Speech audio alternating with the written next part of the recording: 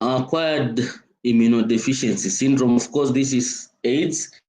AIDS, I know you know, it's a condition that is created especially by HIV. So HIV, of course, causes a situation where the immune system is so much immunocompromised, and then, of course, once that the body becomes so immunocompromised, then other opportunistic infections come in. Once they set in, of course, then they lead to an individual ending up to have AIDS. This is a syndrome, is a state of immunodeficiency, but it's acquired. It's acquired because it's being caused by this HIV virus. And once the virus has not been controlled, then of course it leads to this state. So HIV has two main variants. HIV has two main variants, HIV-1, HIV-2. It has two main variants, HIV-1 and HIV-2. So let's go back to HIV in details. As I said, the most prevalent subtype is 1MC, but we have recombinant variants that are they are in circulation. But there's an issue about circumcision that has been raised, which I tend to agree. If you are to look at the most devastated countries, not now countries in Africa, South Africa ranks among the very first countries. The countries in Southern Africa have been hardest hit with HIV, of course. Botswana, at some point, almost half of Botswana was HIV. And of course, they came up with very good solutions. Namibia has been fairly hit. And this, if you look at Botswana, if you look at Namibia, these are very tiny countries, maybe a population of 3 million, 4 million, and half the population is dying of HIV. In the early 90s, actually, they don't just integrate with anyone. And like maybe some tribes in this country are very welcoming, probably, so they welcomed people who carried viruses, and those viruses were able to be circulated within that particular population. Maybe Polycarp, who is a pastor, will tell you any community that lives near a water body has issues, probably because of marine spirits. I don't know if that is true. Polycarp unaweza tuambia if that is the truth. Yeah, so probably that is another reason as to why. Yeah, why is it that communities where there are water bodies, generally, go to any community where there are large water bodies, there are just issues there. Go to Nakuru, go to Naivasha. In this country, you hear very weird things in news happening in Naivasha, happening in Nakuru, happening, well, maybe in, yeah, those areas. So I don't know, probably that is the reason. But there's a very strong belief that this virus was engineered to target blacks, because if you look at the way Caucasians are with this, we are not the same. But there are also other theories. But the theory that I believe the most is that one of the conditions that was a problem in the early 1960s was polio. And polio vaccine had been discovered. And the way to get high titers of the polio vaccine was to use non-human primates. So in using non-human primates, especially monkeys, chimpanzees, and gorillas, these pharmaceutical companies came down to West Africa. They came to the Congo forest. They would just pick chimpanzees. They would pick gorillas, of course, inject them with the virus, and of course harvest the titers. Those are the anti-polio vaccines. They are being harvested from this particular non-human primates, the gorillas, the chimpanzees, and the monkeys. Now, chimpanzees and gorillas have their own version of HIV. It's called SIV, simian influenza virus.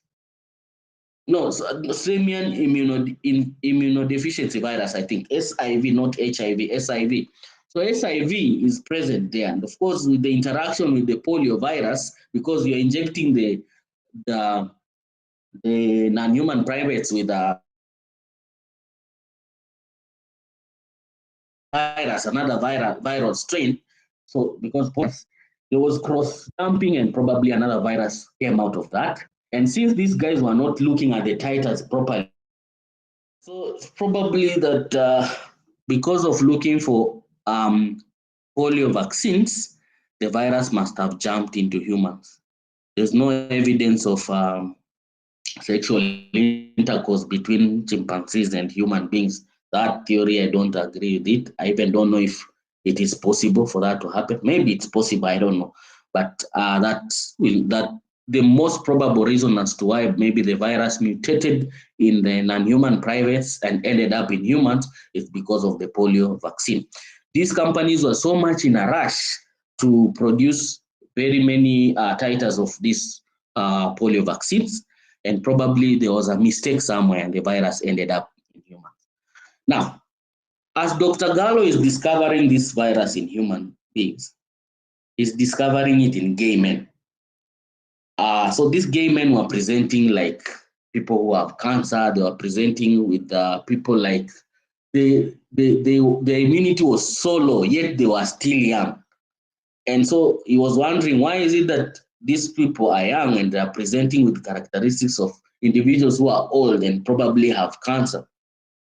And so the thing they found out in these men was that these men were gay. And so actually, and they were infected with HIV too. So HIV-2 happens to be more prevalent in the Western world. HIV-1, which must have jumped from non-human primates, seemed to be more prevalent in the, the, the, the, this part of the world. Okay, so of course it's more devastating, it has more effects, and even the antiretroviruses that have been made mostly based on HIV-2 and not HIV-1, although they are effective in both, but they are mostly better effective against HIV-2. And so of course with education, with money and the rest, people of course who are in the West are better protected, because again, HIV conditions like HIV, conditions like cholera, conditions like malaria, conditions like infectious diseases are generally diseases of the poor. So again, that's another reason as to why maybe poverty is a major reason as to why HIV is devastating to this particular region. So there are quite a number of reasons. So it's not just one reason. It's not just a tribe. It's not just probably a water body like I'm alluding to. It's not just behavior of people. It's not just that. Yes, I don't believe Luos are the most promiscuous people, even in this country. I don't believe so. Probably it's just poverty, and poverty, as somebody was alluding to, issues of to do with fish. Yeah, maybe probably somebody would better have give a sexual favor for food because they are starving, and you can't. Maybe yes, you'll only sympathize because now why would somebody die of food and they maybe can give a sexual favor? Of course, that should not happen. A normal human being should not behave that way, but we know that we are not all normal, and so such things can happen. And some even know that they're just infecting you with a virus. They know that, and they know that you're vulnerable, and so they take advantage. That is possible. Yeah, so there are reasons people talk about cultural practices. Maybe I don't know if it's true that there is inheritance of maybe some laws if they are there. Do people inherit widows or widowers? Are they inherited in a family? So probably that's part of the reasons as to why we see high rates of HIV in that particular region. Maybe some cultural practices, but we cannot generalize for everyone and say that, oh, these people behave this way or these people behave this way. Yeah, so if you are to rank counties in terms of promiscuity, probably would say Nairobi is leading. Yeah, Nairobi, Mombasa, of course, Kisumu being a city, possible it's expected. So big towns, definitely there's a lot of activities. If you are to rank some areas like you people in Bungoma hapo can do it. It's one of the most promiscuous places. Salga is one of the other places that is highly promiscuous in this country. So I don't know, maybe students in Kibabi University have higher rates of HIV because of their proximity to the highway. And yeah, so there are many factors that influence many things. So we can't really pinpoint. Well, so I know that we know the basic things about HIV and how it's spread majorly through sexual intercourse. These other things are inconsequential, and you know that mother to child transmission is there. It's possible, but with the current technology, of course, it's not. It can't happen. Some of the infectious, of course, we monitor CD4 counts. We monitor CD4 counts, and usually, if CD4 counts are less than 200, that person is declared to have AIDS, not HIV, AIDS now. And once they have AIDS, some of the opportunistic infections include pneumocystis carinii, cytomegalovirus, Epstein-Barr virus, herpes simplex virus. Of course, anybody that is sexually active, definitely they have the herpes simplex virus.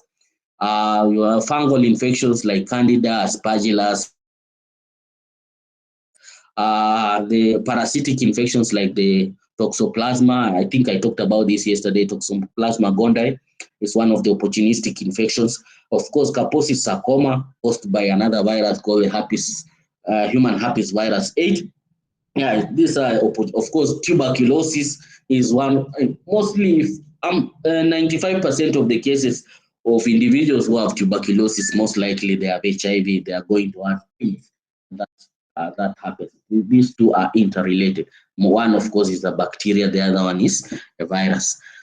So we know transmission is happening through blood, and either HIV or HIV2. We already talked about that.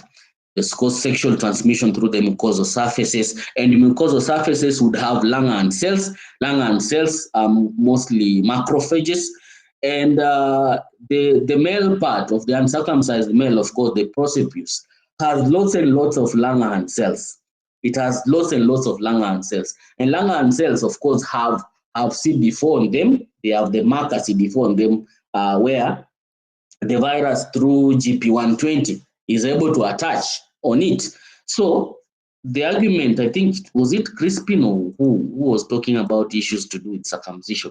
Yeah, it's also a valid reason because the male who have the prosopis, the male who have not circumcised, of course, have lots and lots of Langerhans cells in their prosopis, and once they have sexual intercourse that is unprotected, the virus easily attaches onto the Langerhans cells and is able, of course, to get into the system. So it is a reason. It's a reason, and that's why I think emphasis has been on circumcision to try and reduce HIV infection. That has worked in Southern Africa. I used to believe that Bantus circumcised. I didn't know that most Bantus. I don't know why the notion is in Kenya that is Nilotes, especially Luos, are the ones who don't circumcise. But ideally, Bantus don't circumcise. They borrowed that culture from Semites and Kushites, I think. That is where it came from. So there are quite a number of Bantus in Africa that don't circumcise. Actually, past Tanzania, going all the way to South Africa, they are majorly Bantus and they don't circumcise. Actually, Nilotes started circumcising before Bantus, if you are to follow the cultural practice. And so in Kenya, it's only, I think, the River Lake Nilotes who don't circumcise. In Eastern Africa, River Lake Nilotes don't circumcise. But the rest of the Nilotes, plain Nilotes, I think plain Nilotes and Nilotes Nwagani, Highland Nilotes, the Kalenjins, of course, they circumcise. It's only the River Lake that don't. And so it's a cultural practice that is prominent in the Kushites and, of course, in the Nilotes. So Bantus and River Lake Nilotes don't circumcise. I think there are portions of Luyas in Busia who don't circumcise. I believe so. And so it's a practice that can be introduced, and it's been shown to reduce HIV rates. South Africa is a case study for that. Botswana is another case study for that. That circumcision has also influenced. And I think the late Prime Minister was also pushing for that at some point in his life in this country, and it seemed to have worked. So let us look at how the virus looks like, the HIV virus itself. So it's an RNA virus, a single-stranded RNA virus. It has quite a number of things. One, it has a nucleoprotein. I've already said it's an RNA virus, single-stranded. Then it has two proteins that are important, GP41 and GP120. And it also has another another enzyme in itself called the reverse transcriptase enzyme. And this reverse transcriptase enzyme is important because it reverse transcribes this RNA to become DNA. And then, of course, the process of transcription can happen so that then proteins are generated for this. And these proteins are referred to as virion. And once virion proteins are generated, then the virus can to become a whole structure like this and infect another cell. That is what it does. So the virus interacts with an immune cell, specifically in this case a CD4 cell, via two receptors, one called CCR5, another one called CXCR5. These are chemokine receptors. So this GP120 and GP41 interact with these chemokine receptors, and that's how they are able to then, the virus is able to bind to the surface and enter, and then CD4. Some macrophages express CD4, dendritic cells express CD4, microglia, and we know microglia are still macrophages, so they're able to bind. It's just T helper cells express so much CD4, okay? So of course, CD4 molecules initiates binding and fusion of GP41. We've seen that GP41 is another glycoprotein that is found on the virus, and they're able, they interact with these chemokine receptors, CCR5, with CCR5, initially CCR5, then later on the virus, so it gets to some phase called the latent phase. There's a phase in which the virus, once initial infection of the virus happens through CCR5. So the virus replicates in the body, then it gets to a latent phase. This latent phase, once post-latent phase, this other receptor called CXCR4 is the one that is used. Yeah, it is the one that is used. And in fact, we have the drug called infivitide that targets this, so that, you know, when you're targeting this particular part of entry, what it means is that you have the virus, but this virus cannot replicate. Of course, other ARVs target the reverse transcriptase so that it doesn't then multiply within the cell. But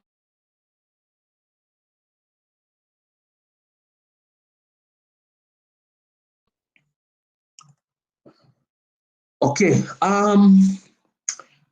one of the things we've been discussing generally, we've been saying, oh, whites are, especially, I've said Greece is the most promiscuous country. That is factual. In Greece, sex is, I don't know, no emotions. Sex is sex. Okay. So, there are individuals, especially Caucasians. This has never been seen in white, in African, sorry. But we have Caucasians who have a mutation in CCR5, who have a mutation in CCR5 receptor. Now, my question is, if there is a mutation in that particular receptor, what would that then affect an individual? How would the individuals be affected? If you have a mutation in a receptor which the virus uses to get into a cell, then what happens to that individual? Like we're saying, 1% of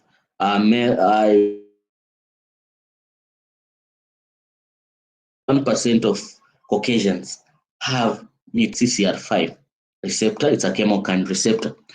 So what it means is that these individuals can rarely get infected.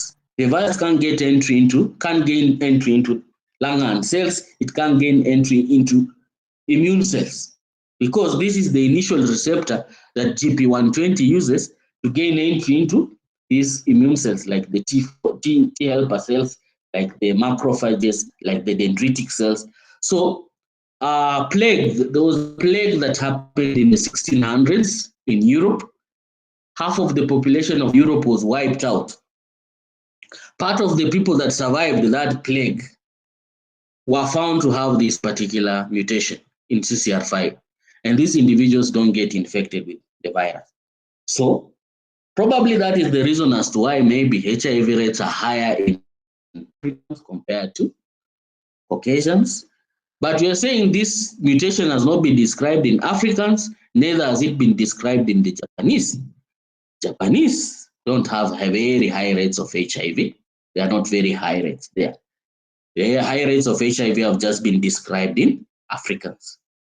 Probably that's why we'll allude to poverty, say that poverty is a reason probably, because the difference now between the genetic makeup of Japanese and Africans in terms of this particular receptor is that, so they are the same. There's no difference because you don't have this mutation. And if you don't have these mutations and the Japanese don't have this mutation, the only difference between the Japanese and Africans will be maybe money. They are more rich and therefore they are maybe better protected against HIV. So probably if you end up being rich, you'll not have HIV. Probably that is another reason as to why people don't end up having HIV in some regions. So as you said, HIV is a retrovirus. It's a retrovirus because it has a reverse transcriptase enzyme. So reverse transcriptase, it's what is convert RNA to DNA.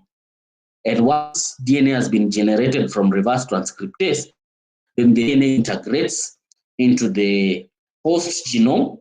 Once it integrates in the host genome, then they, of course, use other ways to continue replicating. And most of them, the signal, the pathway that it uses is the nuclear factor kappa B. You remember innate immune system also uses this particular molecule, the nuclear factor kappa B. So the virus also does that. It uses that. And then, of course, it stimulates latently infected T cells or macrophages so that then it triggers viral replication. So replication happens in these macrophages or T cells. Of course, monocytes also have those markers for the HIV virus to get in. So once replication happens, then of course the virions are generated and they're able to be infective to others. So HIV gene transcription is initiated when the host cells are activated by cytokines or by specific antigens. So of course, part of the key cytokine helps this pathway is tumor necrosis factor alpha. It upregulates HIV replication via the nuclear factor kappa B. So that is what happens, and that is how then the virus is able to replicate in individuals as much as possible.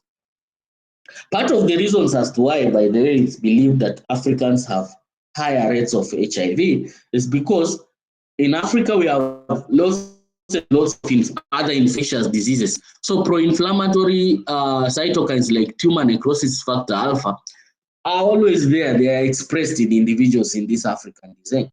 So immediately the virus gets into the body, it's definitely going to encounter inflammatory cytokines like tumor necrosis factor alpha, which of course maybe is being activated by another infection, probably malaria.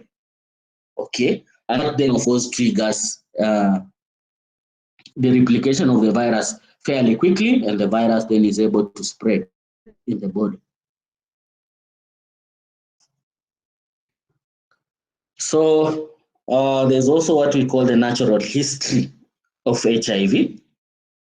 So it enters the body, of course, by infecting Langerhans cells, and part of the Langerhans cells are present in the rectal or vaginal mucosa. I also said the precipice of unsensitizement of Langerhans cells. And then, of course, where it replicates, that is where the virus replicates. So the early symptom, so if you want to know that you have the HIV virus initially, this is how you're going to experience the following symptoms. So it's an acute early syndrome. It's characterized by fever. Okay. So of course the body will have a high viremia. There's a high viral load. So the body is characterized by fever, myalgia, arthralgia. Yeah, but of course, myalgia is muscular pain. Uh, arthralgia, of course, is pain of the joints. So pia hizo zinaweza fanya ujue uko na HIV probably. Okay, but that is initially what happens. Then of course during this phase, there's a viral protein, caspid, that is P24, protein 24, will be detected in the blood. So if you are to do analysis of your blood, then there will be a foreign viral antigen, P24, that will be detected. That shows early symptoms. Once that happens, of course, then it triggers production of CD8. We know what CD8 does. Because these are intracellular pathogens, the CD8 will now come to bring about cytotoxicity and try to eliminate this particular virus. And so, of course, P24 is there, and then there's protein GP120 and GP41. These are key, of course, in eventual infection of the virus other cells.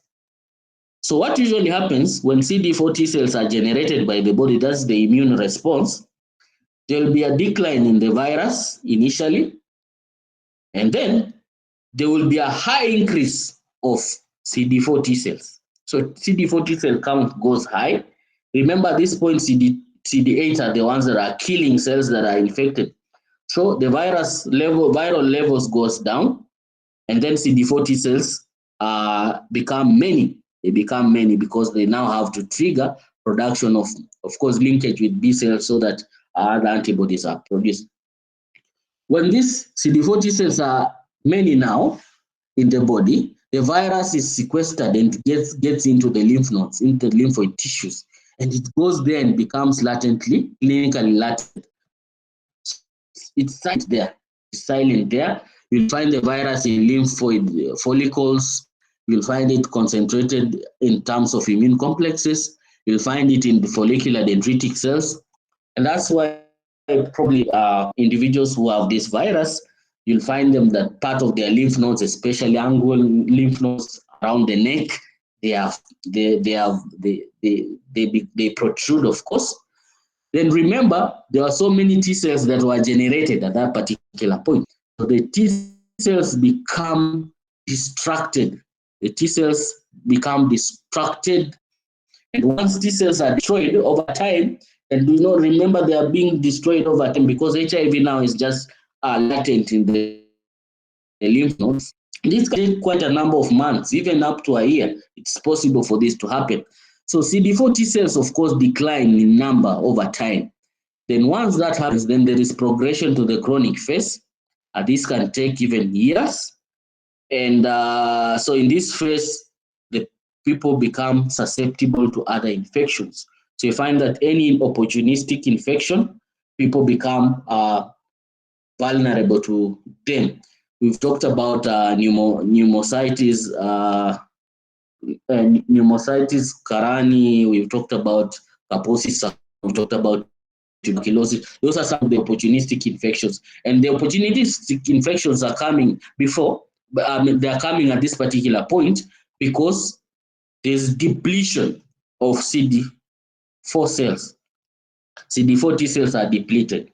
And so then, of course, that is the reason as to why individuals become so vulnerable to other infections. And at that particular point now, an individual has acquired immunodeficiency.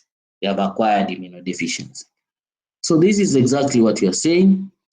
Initial viral load. So there's a boost in the viral load. There's a boost in the viral load initially. Then the viral load, of course, goes down with time. What it means is that the virus has been infectious on some of the cells, And then at this particular point, it's gone and hidden in the lymph nodes. So that is why the viral load goes down. And the viral load is going down also because CD4 T-cells or cytotoxic T-cells have been generated at this point, and they've dealt with the virus. So this is how the infectivity happens at the acute phase. Then, of course, CD4 T cells are generated at some point, but they are destroyed. And they are being destroyed over time, and they decline and they decline and continue declining and continue declining and continue declining over time. When you get to this point, any infectious agent is able to attack the individual because we know how CD4 T-cells perform. They are the key cells that produce cytokines to be able to mount any immune response. So if an individual doesn't have T cells, they are as well as dead. T cells are very important. And that's why in the previous monitoring of HIV, actually, it was being monitored via T cells. And as you see, I think I showed you, yeah, this is what I showed you exactly. When cells were usually below 200 cells, these individuals declared to have AIDS. Currently, this has been pushed to around 350 cells. So an individual presenting with cells that are 350 or thereabout, they are immediately put on ARVs. And the current treatment algorithm of HIV is that they don't even monitor CD4 cells. They don't monitor CD4 cells. They monitor viral loads. They monitor viral load. So for as long as the virus is being detected in the body, then definitely you are put on ARVs until it gets to a level where it's not being detected. And as we speak, currently, of course, the HIV is not a big issue as now because of the better ways of treatment. I think so the only problem is that people take ARVs for the rest of their lives. They're going to take ARVs for the rest of their lives. If you've seen anybody who uses ARVs, they take them every day. Every day they have to continuously take ARVs every day. But of course, there are new therapies. There are new therapies that are coming. I think it's more. There must be an injection that is out there now. Probably these people just be getting an injection once or twice in a month. Once or twice in a month. And some of you are going to be nurses, of course, in CCCs, the comprehensive centers. So you'll be seeing how these patients, of course, operate. If you are to go to a CCC, say a CCC, hapo Bungoma Hospital, your CCC, you'll find people from Eldoret ama people from as far as Kisumu wamekuja hapo. Could anybody tell me why that happens? Na utapata watu wa hapo Bungoma probably wameenda Kisumu.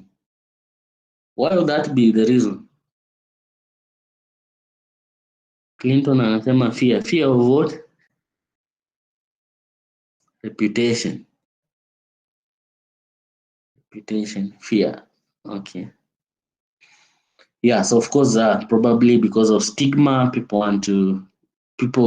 would want to go far off to other CCCs where they are not known, get medication there. Yeah, then of course, there's this town called Eldoret. Eldoret, of course, MTRH. MTRH with Ampath clinics. They've been really helping HIV patients in the western part of the world. And you find as many people as from Uganda all the way, they are going to Eldoret for purposes of treatment of HIV. So that's a town that is also dangerous to some extent because you see very many people coming to seek medication of HIV there. So probably it's also a dangerous spot for, but how come the HIV rate is not high there? So again, it's a mystery and we can't explain some things.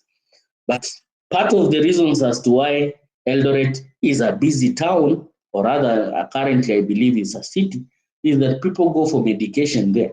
Medication for HIV, because it's been the programs that have been running at Ampath have been very effective. Patients, in East Africa. So reasons as to why HIV rates are not so high in Uasin Gishu and probably Eldoret town, we can't explain. But yeah, probably maybe because they are being medicated, maybe they are being treated. Yeah, but based on some of the findings, of course, they've been important in the management of HIV. And as we speak, HIV is no longer a big issue. It's no longer a big issue. Of course, there are people who are born with it, maybe because of ignorance of their parents, they are born with it. And it's possible to control. Of course, it's possible to control. Yeah, and there's also PrEP. PrEP and PEP as nurses, you're going to use, is it PrEP ama ni PEP? You'll always have it. Because when you're injecting somebody, na maybe ujidunge sindano mistakenly. But as nurses, you also need to be very careful because some of the most promiscuous individuals in this world are believed to be nurses because muna access to PrEP and PEP. So you also want to just behave, have sex casually, and because you have PEP ama you have PrEP, you are going to use it. So part of some of you people, you have to learn ethics on how to use some of this medication. Because mkiendelea ku misuse hivyo, you now create resistance to some of the medication. And of course, that is a problem to us scientists because you have to find ways of having better drugs or better ways of targeting the virus. And of course, it's a waste of resources. So this should be a lesson to you now that you are getting into the profession. Be responsible. Na msiuze hizo PrEP mkipewa, because again, you are just, what you are doing is just to, yeah, mnasambaza. You are just creating promiscuity to be prominent in areas where, because somebody knows anyway, nitapata PrEP, I'm going to get PEP. So they don't really care about how they are.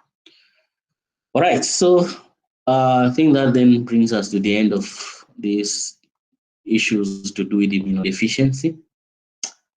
Probably kama kuna swali lolote on HIV, general questions on HIV or immunodeficiency as a whole.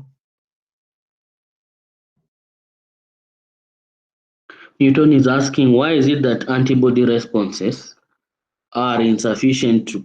So one of the things that has been discovered about the HIV virus, by the time, say, it is in your body, Newton, let me use you as an example. Supposing you are, say, infected with this virus, and then you are going to infect somebody else. That, by the time it moves from your body to that other person, it has undergone at least 1,500 mutations. So one of the main problems of this virus is that it is highly mutating. It mutates so highly so that even if you say the body is mounting an immune response against this virus, what is it targeting? So it can target general antigens. But this, even the general antigen is just, it is. So all we can say is that you're getting polyclonal titers of antibodies that are not specific. They're just polyclonal like that because the virus keeps on mutating, and therefore it never ever mounts an effective immune response against it. Of course, initially the body is able to prevent the virus from, but the moment it is able to colonize even just 2 cells, then it's getting into those cells and it's going to multiply for as long as you're not using anything to prevent its replication. Even interferons fail to work because interferons are supposed to interfere with viral replication. They fail to work. So that, of course, really happens. I thought somebody will ask me, we have couples that moja ni HIV positive, mwingine ni HIV negative. Hii country, they are called discordant couples. Na wanaishi. Why is it that mwingine hapati virus? Is there any reason as to why that happens? Probably mtu anijibu. Jumba?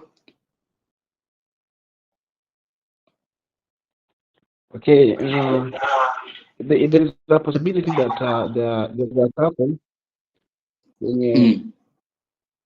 yenye mmoja ako positive, mwingine ako negative. And there is no transmission even through sex. Amefika hiyo nini, the virus has been suppressed, viral suppression. So this virus is suppressed, haiwezi kuwa transmitted, but the person is still positive. Yeah. Okay, so probably they are on ARVs and the virus has been suppressed, it can't be detected. So that is one reason. That is one of the reasons as to why discordant couples are there. But there's a study that was done in Korogosho in Nairobi. Kuna watu, I think Newton is raising this point here. We have HIV carriers. Kuna watu hapo, if virus haiwezi replicate ndani yao. There's a group of prostitutes actually, about 30 in this country, 30 prostitutes. The virus never ever replicates in them, but they are highly infectious. They infect other people. These people have been found to have a mutation in the CXCR4. Umesema CCR5 ni ya Caucasians, wazungu, but CXCR4 kuna mutation hapo imepatikana in about 30 commercial sex workers in Nairobi, and these people are highly infectious. So anybody having sex with them, of course, they are going to end up with the virus, but the virus doesn't replicate in them. So of course, those are not discordant couples in that state. They are HIV carriers. They are able to, so the virus attaches onto their virus and into their cells. It can't gain entry into the cells, so it cannot replicate in the cells. But it's just attached on their cells because one of the receptors is there. Yeah, so they are able then to infect other people and not themselves. So it can't replicate in them. It will only replicate in other people once they infect. Yeah, so there are commercial sex works around in Korogosho. There's a study that has been done there for over 30, 40 years. The group has been maintained. Some have died, some have been recruited now and they're being monitored. Yeah. Then something funny was also done in, I think in 2010, 2009 to 2012, 2014. There's, of course, there was a vaccine against HIV. Even the Kenya AIDS vaccine was the group was formed. Vaccine, some were not. So the funny thing is that those who ended up getting the vaccine are the ones that ended up having lots of cases of HIV compared to those that didn't get the vaccine. So of course, at some point, it brought another thinking to it that those who are thought to have been vaccinated with the then trial vaccine, it's like they primed the body to be able now to attach itself to a virus, likely compared to those that were not. So the question was, is a HIV vaccine dangerous, or is it good for the population? So of course, initial results are showing that a HIV vaccine is not good for the population as we speak, until maybe we get a better vaccine. But the vaccine that has been produced currently primes the immune system, and it triggers, as you've seen, some of the Langerhans cells, they get primed so that then they are very quickly, they are alert. So they are very quickly attaching to the virus. So when people are vaccinated with the vaccine trial that was there, they were 3 times likely to end up with the virus compared to those that were not vaccinated. So that was not a very good finding. We usually believe that research needs to be better and improve the situation. But that's also a finding, of course, that informs us to better ways of dealing with this particular virus.